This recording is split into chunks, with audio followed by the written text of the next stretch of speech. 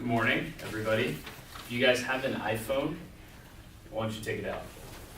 Don't go on like Twitter or anything, just stay with me, please. What I want you to do is go to your main screen, and I want you to go to the Settings tab, okay? Settings tab, once you're there, scroll down about half the page, and there's a little purple sand, little sand timers. It says Screen Time. I want you guys to click on it, okay?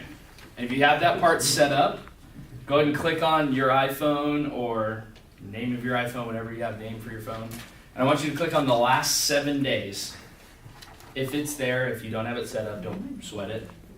I want you guys to look at it, and I want you to recognize how much time it says on there. So mine's changed because my 7 days just reset, but I looked at it last night, and mine was 2 hours and 34 minutes. Average over my last 7 days spent on my phone. Okay? Oh, what's yours? 7 hours, 21 minutes. 7 hours and 21 minutes. Mitch, what's yours? Hour and 18. Hour 18. Amy. 4 hours and 11. Pokey. 3 hours, 17 minutes. See, add that to the time that you sleep, and you're almost spending 12 out of the 24 hours of your day sleeping or on your phone. The point that I'm trying to prove is that there's more important things that you can spend awake and during your day and making certain things a priority over your phone. What we want you to do is answer the 2 questions that are on your handout right below our little iPhone diagram. The first question is, what is one thing that you could do that you aren't doing right now in your life that you could do on a regular basis that could make a positive, tremendous impact in your personal life? Something that you could put ahead of other priorities in your life that you aren't right now. Example could be calling your parents every day, could be spending more time interacting face-to-face with people, things like that. Once you answer that question, I want you to move on to the second one. And the second question is, what is one thing in your business or professional life, for us it'd probably be in school, that'd be our professional life, that would bring a similar result to your personal life? And then once you guys have answered those, you can go ahead and look up so I know that you're done.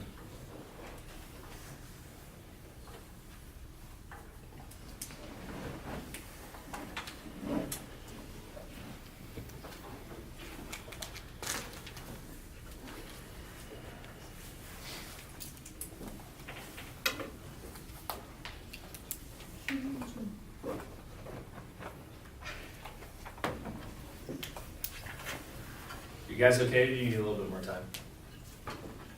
The majority. Good? Good? Sweet. So now moving forward. Habit 3 is putting first things first. Basically, the priority of habit 3 is putting things into action, physical creation. It's basically a combination of habit 1 and habit 2, being proactive and keeping the end in mind. It's when you have a proactive mindset, you're keeping the end in mind. It's helping you realize what actually is important in your life, what should be important, over the things that maybe you don't recognize as time wasters or unimportant things in your life, in your day-to-day. But that's just kind of a little bit of the overview, and we're going to go get into the nuts and bolts and break that down a little bit. So in habit 3, we're doing a lot of the questions that are addressed in life and time management. In Covey's book, he defines time management in a single phrase: organize and execute around your priorities. So for everyone, they're going to have different priorities, as we'll see that depending on what you put on your paper, we'll talk about later, will relate to what we're going to be talking about right now. So he talks about 4 different generations which consecutively build on each other. We found that the 4th generation is the most important generation for what we're talking about, because it asks you to focus on preserving and enhancing relationships with other people and also accomplishing results. So in short, we're maintaining the PC and P balance while also acknowledging that people are more important than things. So if you guys turn your sheet over, you'll see that we have 4 different quadrants. These are the 4 quadrants that Covey has broken how we spend our day down. So if you notice, there's on the left, there's important, and on the top, there's urgent. So if you look down urgent, is there anything you guys notice? Is there a trend that you can notice?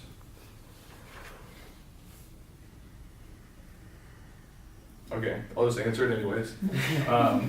In urgent You things. gotta. Alright, Okay. no negative. All right, well, these are all things that require immediate attention, things that you need to do right away, the now.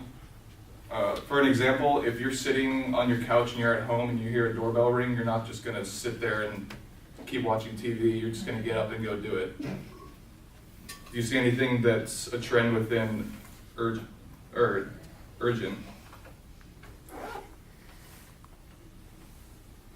Can you explain what you're asking a little more? I'm not sure what I'm looking for. So if you see urgent and important, like going across it, so urgent things and urgent things, Okay. and then important. There's a trend. I'm still kind of lost, to be honest. Okay, well, I'll break it down anyways. So these things deal with results. As we did in the last one, we had our mission statement. These are mission statement things, our personal values, like as you see in quadrant 2, it's highlighted because this is what we're gonna be focusing on. So in quadrant 1, we see that it says it's both urgent and important.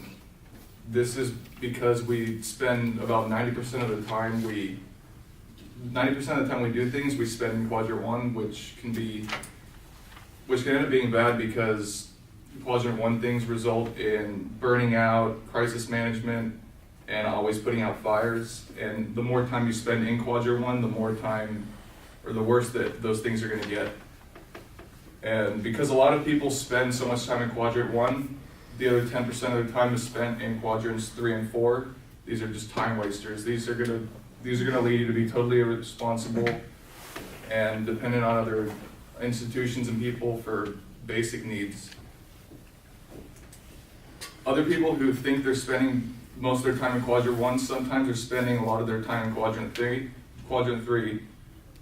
thinking that they're being productive in quadrant 1. But this group of people that spend that time there are people who have short-term focus, shallow or broken relationships, and often see goals as worthless. It's important to note as we move on that quadrant 3 and 4 are often avoided by effective people because even though they are important, they're not urgent. All right, so now that I'm gonna dive into quadrant 2, we're gonna see how habit 3 builds off of habit 1 and 2, because not only are we being proactive, but we are also putting first things first now. Covey goes and talks about quadrant 2 is the heart of effective personal management, and in order for us to be effective in personal management and putting first things first, we have to be proactive. If we can dive into quadrant 2 activities, we are bettering ourselves also. Some examples of quadrant 2 items are making a personal statement, weekly planning, and just setting things that are more important rather than things that may be urgent. And some results that we're gonna find if we can dive into quadrant 2 activities is we're gonna have better vision and perspective for our success, and discipline and balance.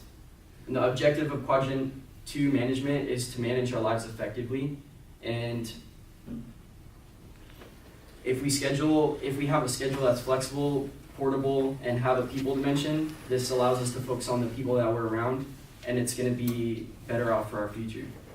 Sometimes we also have to say no to the things that seem urgent but are not important, and we have to say yes to the things that aren't as urgent but are also very important for our future.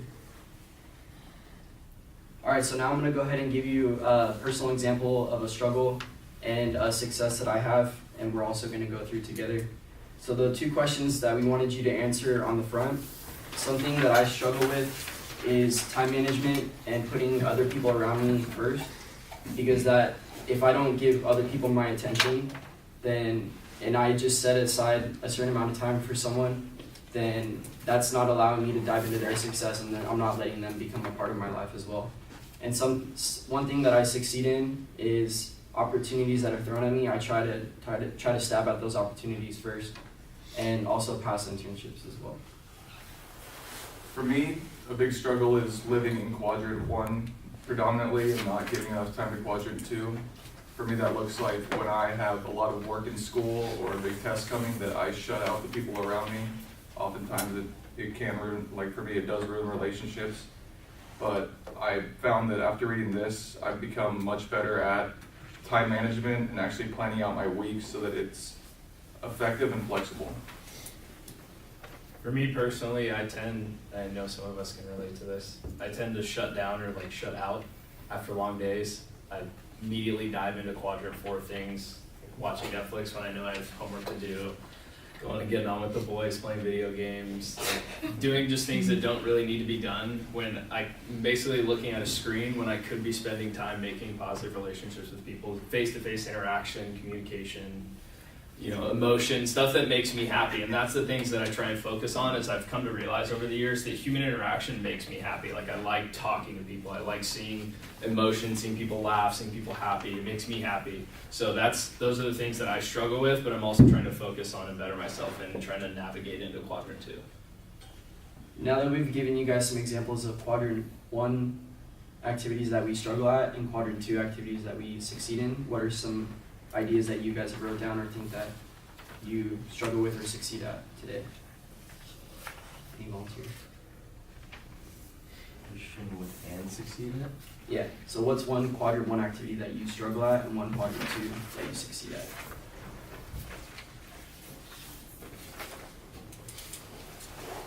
Renee? I think I'm pretty successful in being proactive and getting things done, but because of that, I think I lose a lot of sleep, so I don't get enough sleep. I'm really tired all the time. I think personally for myself, I'm not the best when it comes to last minute deadlines. I'm pretty bad at procrastinating. Just kind of like to do everything last minute. As for something to probably exceed at pretty well is, I'd say, relationship building. I like to just go further and write relationships with friendships or anything else. I like to just kind of build on that and just to keep pursuing them and like to know who they are as a person and hopefully help them out. I'm good at planning for future events, but during the day I leave ideas that I've wanted to accomplish towards the end. So I'm really good at planning, but not daily. So like schedules. ins Does and that make outs of your sense? planning? Yes. Yeah. And I think one of the good things too about quadrant 2 planning, like weekly planning, is that when you're doing it by a day-to-day basis, you're often stressing yourself so much that you can't really think about the next day. So if you can sit down on a Monday night or a Sunday morning or whatever day is best for you, there's oftentimes like a pro to that. Like, you get everything done from Monday through Sunday, and you can write everything down that's more helpful for you too. I think one of the most critical questions you can ask yourself too is, once you're creating one of the matrices, the quadrant 1 through 4, or you're just trying to plan out yourself, is ask yourself, is the activity really a quadrant 2 activity, or does it fall into one of the other quadrants? And we're gonna go ahead and turn to the back now, and we're gonna leave you with 4 tips for quadrant 2 success. These are some things that we found that can really help you. The first one is identifying a quadrant 2 activity that you know has been neglected in your life, one that is, if done well, would have a significant impact in your life, either personally or professionally. Write it down and commit to it and implement it. 2, draw a time management matrix and try to estimate what percentage of your time you spend in each quadrant. Then log your time for 3 days in 15-minute intervals. How accurate was your estimate? Are you satisfied with the way you spend your time? What are some potential areas you could work on or even ultimately eliminate completely? 3, commit yourself to start organizing on a weekly basis and set up a regular time to do it. 4, organize your next week. Start by writing down your roles and goals for the week. Then transfer the goals to a specific action plan. At the end of the week, evaluate how well your plan translated your deep values and purposes into your daily life and the degree of integrity you were able to maintain to those values and purposes. We just want to finish up by, if you guys can give us some of the main takeaways that you got from today's lecture. I think just being intentional was like one thing that I actually wrote down, just being intentional with things that I had planned in my weeks. Obviously, like kind of going off of Julia too, is like I plan things, like want to do something within that day, and I look back at the night and realize that I didn't do 2 or 3 of the things that I said that I was going to do. So I think just being more intentional and actually trying to do the best that I can to accomplish the things that I had planned, and I think that would reap a good benefit from it. Take advantage of my free time when I do have it and not just waste it on meaningless things. And then the day goes by and I feel bad because it's my day off and I didn't do what makes me happy. I think that's definitely one of the biggest things that we talked about as a group. Just, you think it's a chance to breathe and cool down, and that's what takes you away from quadrant one. But really, you're just putting yourself across into that quadrant 4 by doing a time waster, so you're actually not building yourself back up from those burnouts, the time stressors and things like that. So I like that, that's a good point.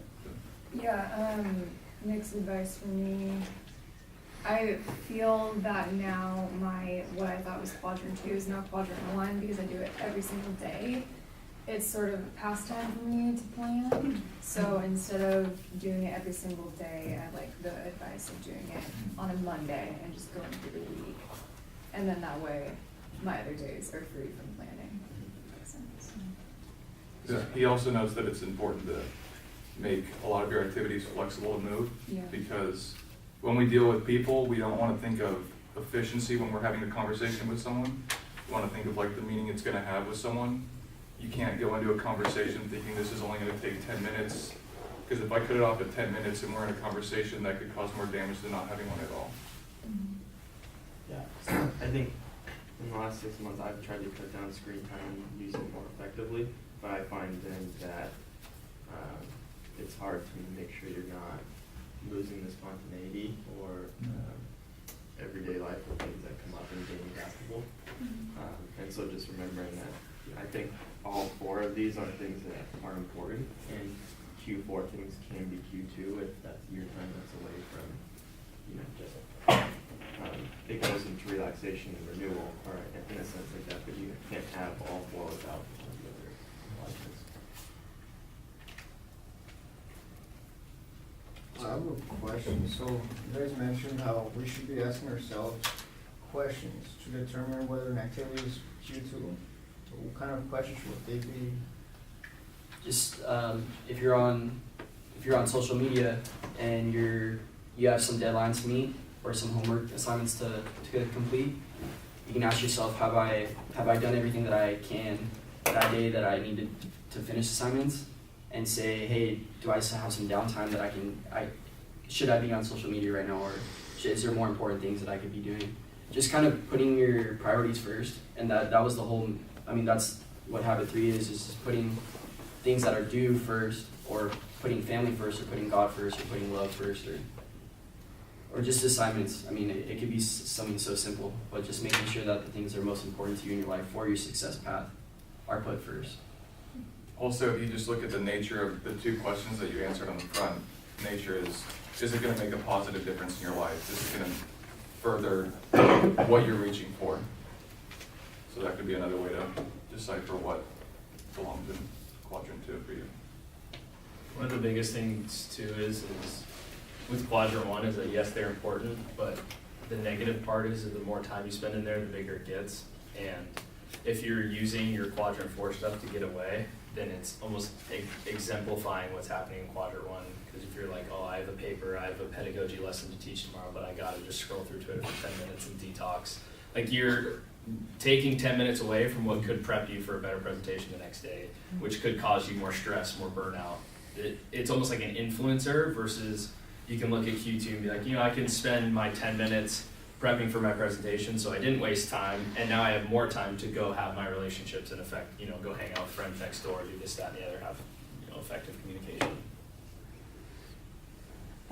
So instead of just going cold turkey, because I don't think anybody in this room can just delete all of the social media and all of the distraction apps that we have, what would you suggest to do?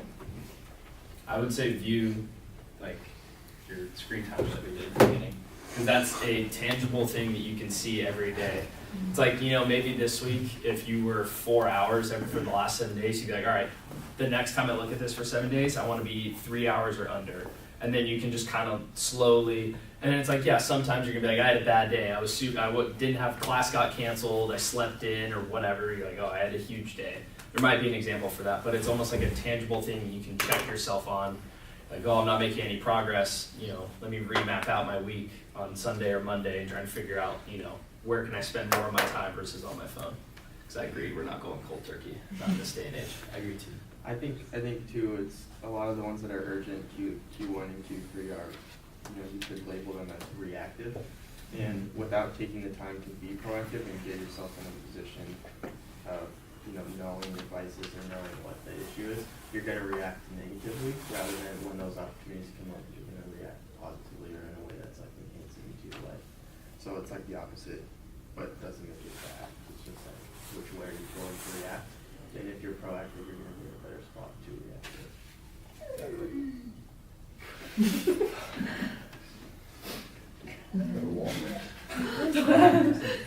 You good? Any other questions?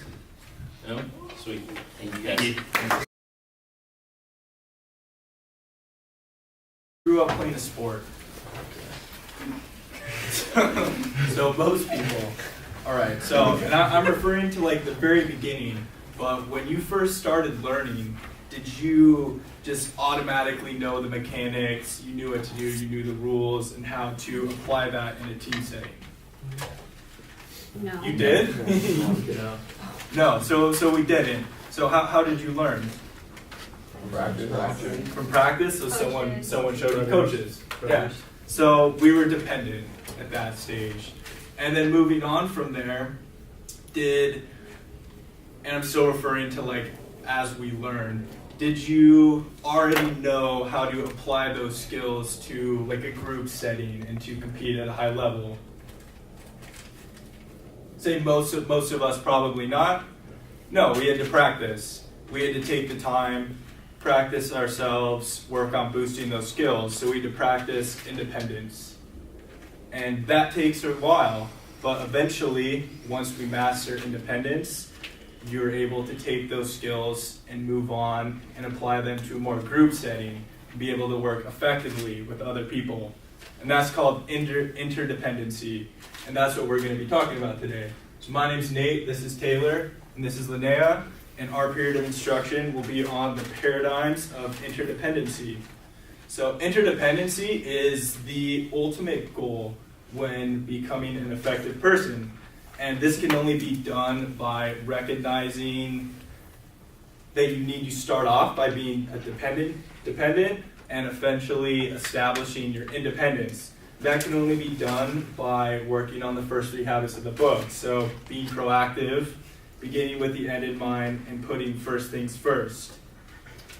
It's incredibly important when you make the step from independence to interdependency that you're honest with yourself, that you're able to, that you know that you've worked on these skills and you're ready to make the jump. Because say for instance you meet someone new and you start forming a relationship with them and you do not have the first 3 habits down. So maybe at first when you meet this person, you're on your best behavior, everything's going fine, but whenever a stressful situation comes up, the real you is going to come out. You're going to act in a way that don't align with these behaviors, you're going to strain the relationship, which is obviously bad. However, if you're honest with yourself and you wait until you've mastered these 3 habits, and then you meet with someone, you begin to form a relationship, and this stressful situation arises, you're able to act with your character ethic, so you're able to act in a way that shows who you truly are as a person, the way that respects them and shows that you respect their relationship. And obviously then that will provide grounds for a lasting relationship. And that is why this transition from independence to interdependency is so important. So interdependence is all about our relationships with other people. And what's really important in our relationships is something that Covey calls the emotional bank account. So how the bank account works is every interaction you have with someone, and each relationship has its own bank account. So each interaction with that person's relationship, you're either depositing or making a withdrawal into that relationship. So if you interact with somebody and it's positive and it goes well, you're making a deposit. And if it goes negative, maybe you're a little selfish or you're kind of mean, that's going to be a withdrawal. And it's important that in order to have a healthy and successful relationship, that the net sum is always above 0, so you're always making deposits.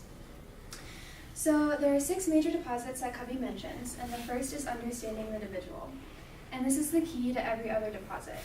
And this entails understanding that everybody has different needs, we all have different priorities, and in an interaction with anyone, what is most important to them needs to be equally important to you.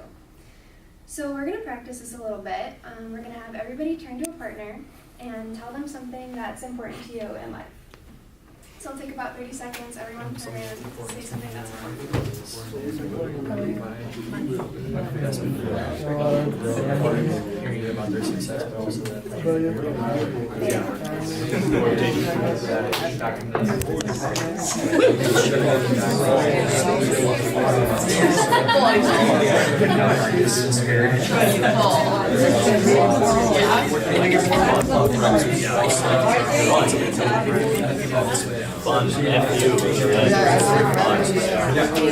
Okay, everyone, bring it back in.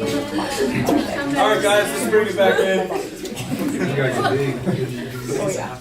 Okay, everyone, so our second major deposit that Covey mentions is attending to the little things. So I think we've all experienced this in any relationship. What's important is the small things more than the big gestures and the major things. So it's the little details. When someone pays attention to those little details, shows you that they care, shows you that they're paying attention to you.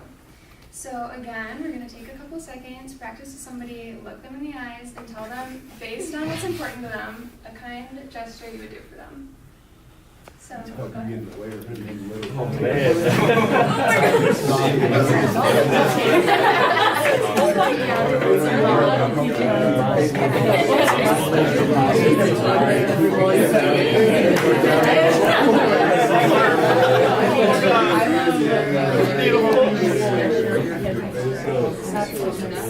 All right.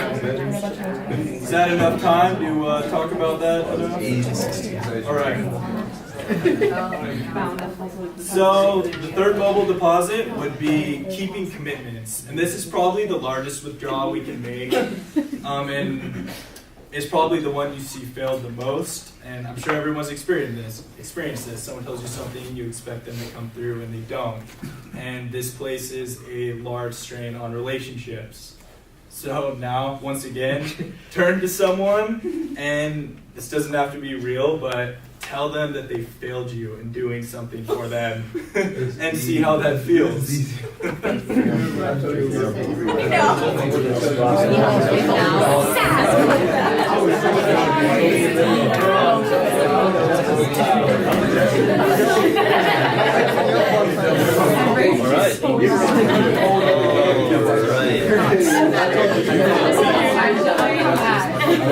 One time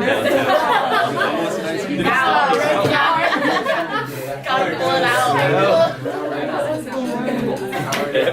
Alright guys, so how did that feel, telling someone that you didn't come through for them?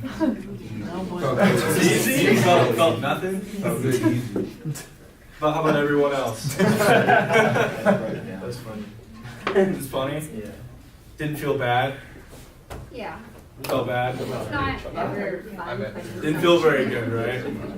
So that's going to be the most common deposit that we see. The next one is clarifying expectations, so being clear in what you expect. Many issues in relationships are rooted in miscommunications, so it's important to be honest and clear up front about your expectations.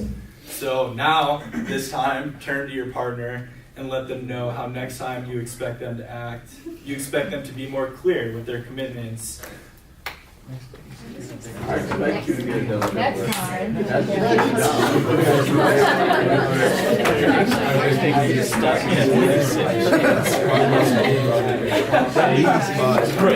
At least.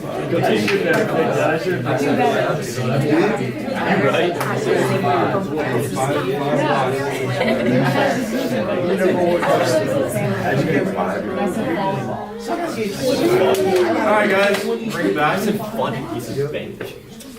Alright, so and the fifth one now is showing personal integrity. So integrity looks like just being honest and being genuine with one another, and Covey kind of talks about this a lot in his book, which being honest and genuine with everyone like really generates trust with each other, and building good relationship, like we talked about in quadrant 2. So yeah, great example of integrity is just being loyal and present with one another, even when, say, someone's not around. Just not talking behind the back and just being a good, loyal friend. So I'm gonna have you guys turn to your partner again and tell them that even though they failed at coming through for you, tell them that you will still defend their integrity to each other. I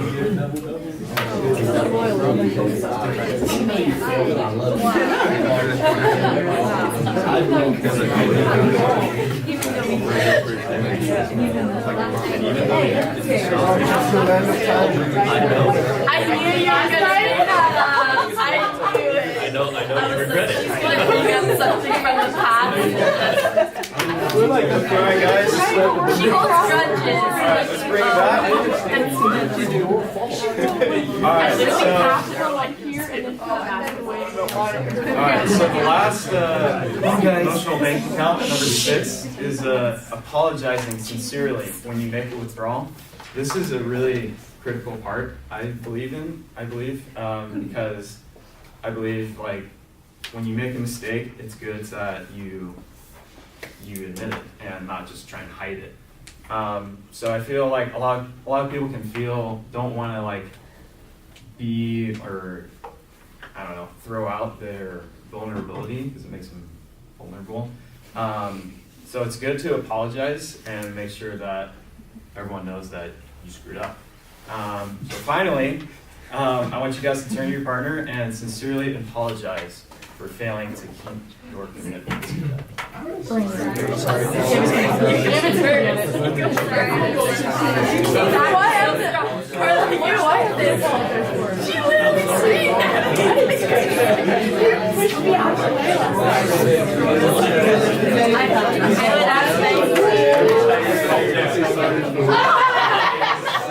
Alright guys, let's bring it back. Alright, so that's the 6 emotional bank accounts. So now, another thing Covey talks about is the laws of love and the laws of life. So what this looks like is just like how we should truly love each other, like unconditionally, without strings attached, to make people feel secure and safe with one another. So yeah, and Covey also talks about like what are the laws of life, which he says is 4 things: cooperation, contribution, self-discipline, and integrity. And when we violate these life laws, or laws of life, we encourage others to do the same. So it's good that we stay true to these laws of life and that we love unconditionally as Jesus loved one another, or loved us. So I'd like to share a verse, 1 John 3:16. This is how we know what love is. Jesus Christ laid down his life for us, and we ought to lay down our lives for our brothers and sisters. So yeah, it says in the Bible, we need to love one another as you love yourself, which is what Jesus did, is paying the ultimate price for us. And another thing Covey talks about is every problem is a PC opportunity, which PC is production capability. This is basically just saying that every problem is an opportunity to like capitalize on. So instead of viewing problems as like a crisis, like take them as like maybe a learning experience or something you can achieve and grow on. Yeah. Anybody have any questions or comments?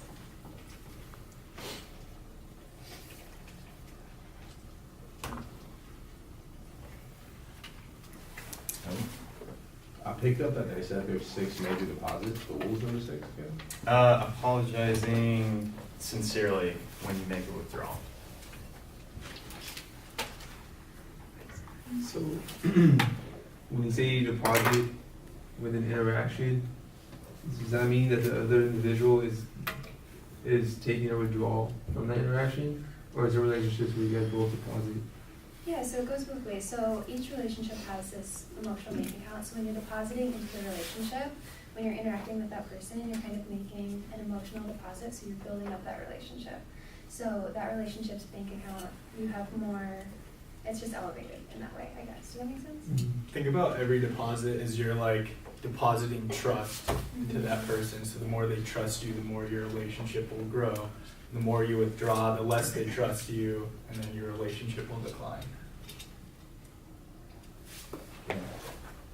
Was there any insight about, this sounds funny, ending toxic relationships? So when maybe your deposits are more than, More frequent. yeah, does that make I sense? didn't use those words, but Yeah. I think what he did talk about is that you're not gonna have a successful or healthy relationship if the balance is completely, being withdrawn all the time. So if somebody's not depositing, but they're making withdrawals more often than they are depositing, you're not gonna have a good or healthy relationship.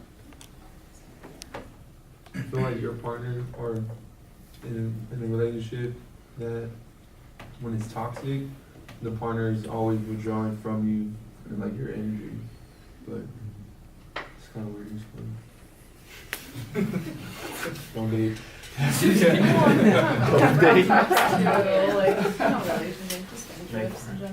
I have more of a comment than a question, but I find the bank account example like very helpful because I find myself, after we did our presentation and I read on Habit 3, that I'm very withdrawn from my friends right now and I don't have a lot of time for them. But I thought a lot about how can I be part of their success, but still keep long-term relationships. And like I'm at that point right now in the semester and the year where I'm like, I have my eyes on the prize, but my everyday plan right now, or what I'm doing during the day, they're not in the picture right now. So I feel like I need to like bring them back in and find time to like chill out on the silence for a little bit and understand that I can't get it done.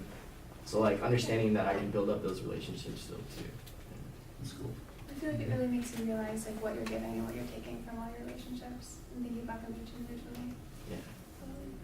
And each one of those people too, you've known them for a long time, so you've probably put in lots and lots of deposits. So although like I don't see focusing on school as a withdraw, and maybe they do. If they did though, your deposits are probably much more than like whatever they see as like a withdrawal. Going off of that, how do you think of this metaphor and like in when you're like barely starting like a relationship with someone new and someone that you've had like a long time, like do you approach it differently? Yeah, I would definitely say you do because with somebody that you've known for a long time, like Nate was saying, you have this long built-up deposit of trust. But if you make a new friend and they make a commitment to you and then they don't keep it, obviously you're going to see that friend differently than an old friend that you trust and know well if they make a commitment and don't follow through. It's kind of a different level of trust and understanding, if that makes sense. Yeah, I kind of feel like that goes with like having good integrity. If you are honest and genuine with this new friend of yours, you start to build that trust and it starts to become more casual. Yeah.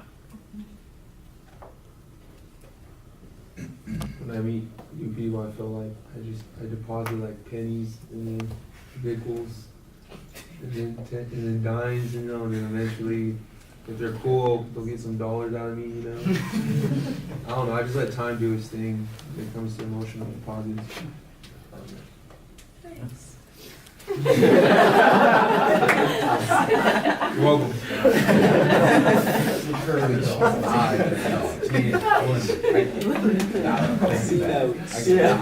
Your quality of